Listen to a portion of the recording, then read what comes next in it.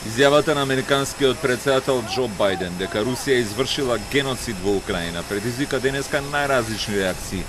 Додека за украинскиот претседател Володимир Зеленски ова се вистински зборови на вистински лидер, официјална Москва најостро ги отфрли обвинувањата на Бајден. Категорически с ними не согласны. Мы считаем неприемлемым попытки подобного извращения ситуации. Тем более, мы уже говорили, тем более это вряд ли приемлемо для президента Соединенных Штатов Америки, страна, которая совершила известные деяния в течение новой и новейшей истории. Францускиот претседател Емануел Макрон, кој е во кампања пред вториот круг од изборите во својата држава на која ќе бара нов 5-годишен мандат, одби да го повтори обвинувањето на Бајден, повлекувајќи дека лидерите треба да бидат внимателни каков јазик ќе користат. Иако за Макрон не е спорно дека руските сили извршиле воени злосторства во Украина, тој оцени дека вербалната ескалација нема да помогне за прекинот на насилствата и враќањето на мирот.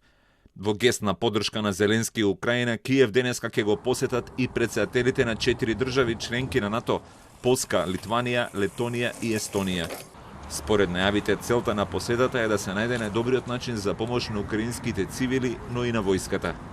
Еден ден претходно, претседателот на Германија, Франк Валтер Штајнмајер, беше принуден да се откаже од планот да им се приклучи на четворицата лидери, откако Украина јасно стави до знаење дека тој не е добре дојден, по критиките дека бил премногу близок со Русија, додека ја вршил функцијата шеф на германската дипломатија. Руската инвазија на Украина го менува и дискурсот во досега воено неутралните Финска и Шведска во однос на нивното приклучување на НАТО. Во финскиот парламент денеска ќе биде доставен безбедносниот извештај изработен на барање на владата во Хелсинки, како прв чекор во дебатата за можното приклучување кон Северноатланската алијанса. Според финската премиерка Сана Марин, за ова одлука нема да бидат потребни долги месеци расправа. So we need to have consensus, we need to have a view on the future, and we are using this time to analyze and also building common views on the future when it comes to security. I won't give any kind of timetable when we will make our decisions, but I think it will happen quite fast. Within weeks, not within months. Руската армија соопшти дека најмалку 1026 украински војници од Мариупол им се предале на руските сили, кои повеќе од месец и половина го држат под опсада пристаништето на Азовското море, чие освојување се смета за клучно за натамошниот тек на воените операции во регионот Донбас.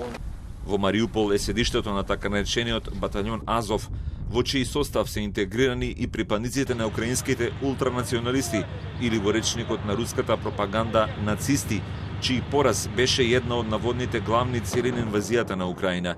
Сега очигледно само прашање на време е кога руските сили ќе преземат контролата во речиси целосно уништениот град Мариупол.